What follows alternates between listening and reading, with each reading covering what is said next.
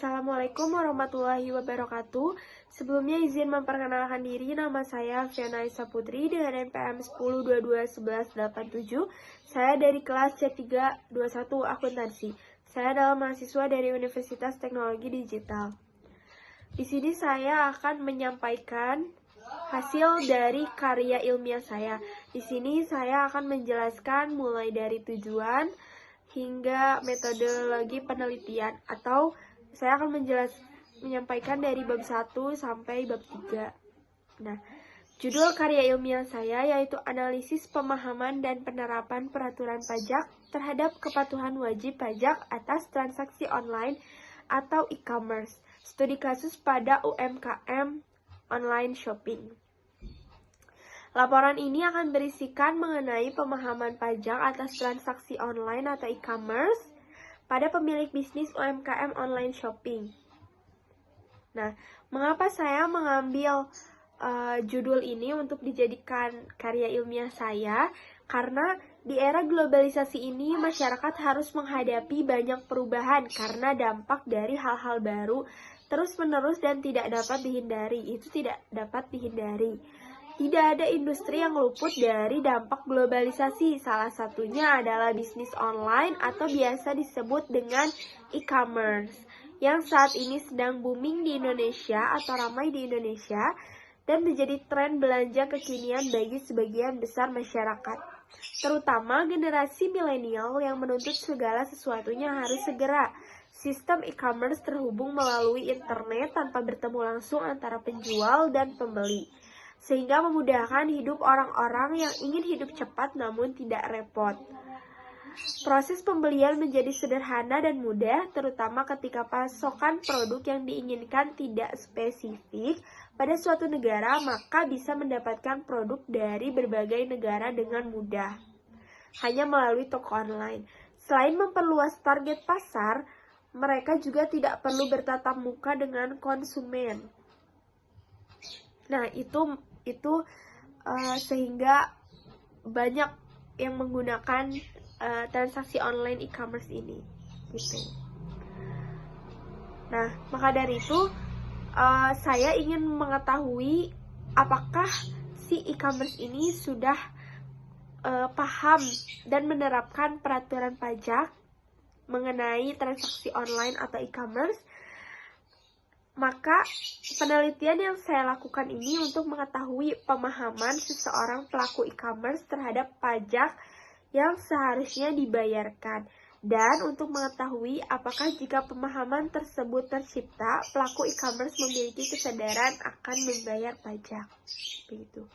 Langsung saja masuk ke penyampaiannya.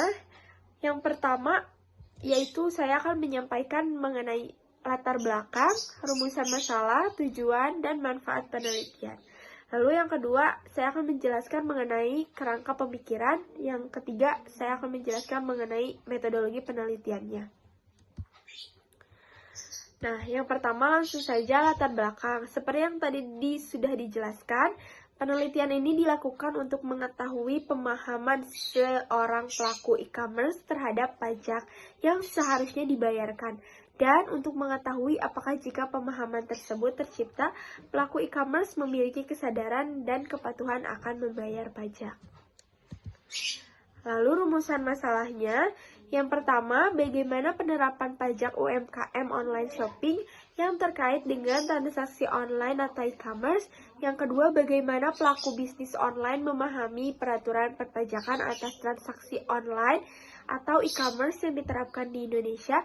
Yang ketiga, bagaimana pemahaman tentang peraturan perpajakan atas transaksi online atau e-commerce memberikan dampak kepada pelaku bisnis online untuk kepatuhan membayar pajak.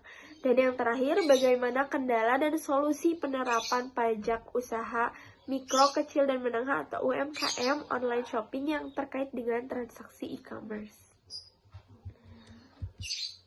Lalu selanjutnya ada tujuan dibuat penelitian ini. Yang pertama, untuk mengetahui penerapan pajak UMKM online shopping yang terkait dengan transaksi online.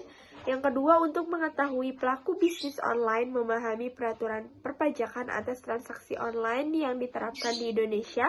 Yang ketiga, untuk mengetahui pemahaman tentang peraturan perpajakan atas transaksi online, memberikan dampak kepada pelaku bisnis online untuk kepatuhan membayar pajak.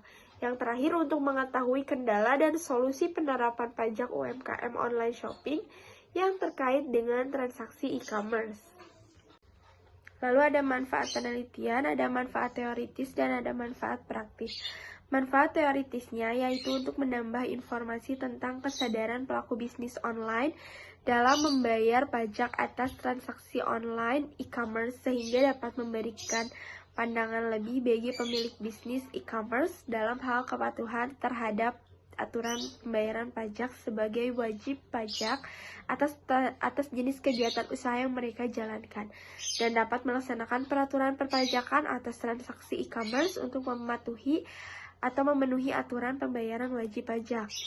Lalu yang kedua ada manfaat praktis. Yang pertama bagi para peneliti. Penelitian ini menghasilkan data-data baru yang dapat digunakan penulis untuk mengetahui pengetahuan para pelaku e-commerce mengenai peraturan pajak atas transaksi online atau e-commerce. Yang kedua bagi lembaga perpajakan negara atau DJP.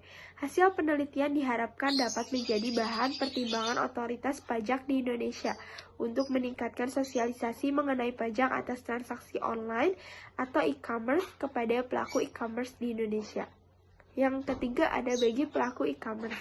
Penelitian ini diharapkan dapat membantu para pelaku e-commerce untuk menghindari kelalaian dalam membayar pajak melalui pemahaman dan kesadaran diri para pedagang terhadap hal tersebut. Lalu, yang kedua saya akan menjelaskan mengenai kerangka pemikiran yang saya buat. Nah, di paling atas itu ada kepatuhan wajib pajak atas transaksi online atau e-commerce. Nah, saya membuat penelitian ini ingin mengetahui kepatuhan wajib pajak atas transaksi online atau e-commerce. Wajib pajak yang dimaksud ini adalah UMKM online shopping.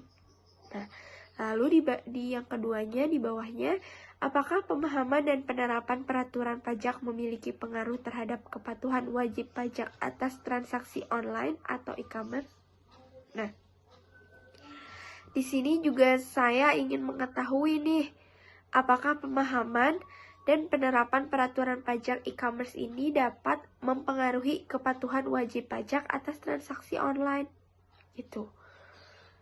Makanya saya melakukan analisis dengan mewawancarai beberapa UMKM online shopping untuk mengetahui pemahaman dan penerapan peraturan pajak e-commerce.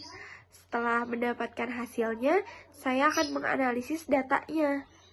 Nah, setelah dianalisis datanya, saya akan menginterpretasi hasil. Nah, di situ saya akan tahu nih, apakah pemahaman dan penerapannya itu mempengaruhi kepatuhan wajib pajak atas transaksi online. Nah, setelah itu, saya akan menarik kesimpulan dan memberikan saran. Yang ketiga, ada metodologi penelitian. Yang pertama, ada pendekatan dan jenis penelitian. Penelitian ini menggunakan pendekatan kualitatif dan jenis penelitiannya yaitu deskriptif. Lebih tepatnya dapat disebut dengan penelitian deskriptif kualitatif karena peneliti akan menganalisis dan mengkaji pemahaman dan penerapan peraturan pajak terhadap kepatuhan wajib pajak atas transaksi online e-commerce. Lalu yang kedua ada objek penelitian. Objek penelitiannya ini yaitu tadi sudah disebutkan, yaitu pelaku bisnis usaha mikro, kecil, dan menengah atau UMKM yang bergerak dalam sektor online shopping e-commerce. Studi ini memfokuskan kepada wajib pajak yang terlibat dalam transaksi online e-commerce di dalamnya. Melalui pemahaman dan analisis terhadap kepatuhan mereka terhadap peraturan pajak, penelitian ini bertujuan untuk memberikan wawasan tentang pemahaman dan implementasi perpajakan dalam konteks UMKM online shopping. Selanjutnya ada teknik pengumpulan data. Teknik pengumpulan data yang digunakan saya adalah data kualitatif. Data kualitatif adalah data mengenai pendapat, saran, dan deskripsi hasil penelitian. Teknik pengumpulan data yang digunakan adalah ada dua. Yang pertama, penyebaran angket wawancara. Melakukan penyebaran angket berupa pertanyaan wawancara kepada sampel penelitian untuk mendapatkan wawasan mendalam tentang persepsi dan pengalaman para pemilik bisnis UMKM online shopping tentang pajak transaksi online. Dan yang kedua ada analisis dokumen. Saya akan meninjau dokumen jika ada, meninjau dokumen terkait kebijakan pajak dan catatan bisnis yang ada pada UMKM.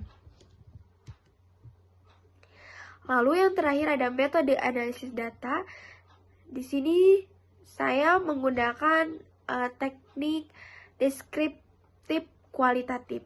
Analisis data deskriptif kualitatif ini digunakan untuk menganalisis kejadian, fenomena, atau keadaan secara sosial. Alasan peneliti memilih untuk menggunakan analisis deskriptif kualitatif ini yaitu karena peneliti ingin mendeskripsikan keadaan yang nantinya akan diamati di lapangan dengan lebih spesifik dan mendalam. Seperti itu.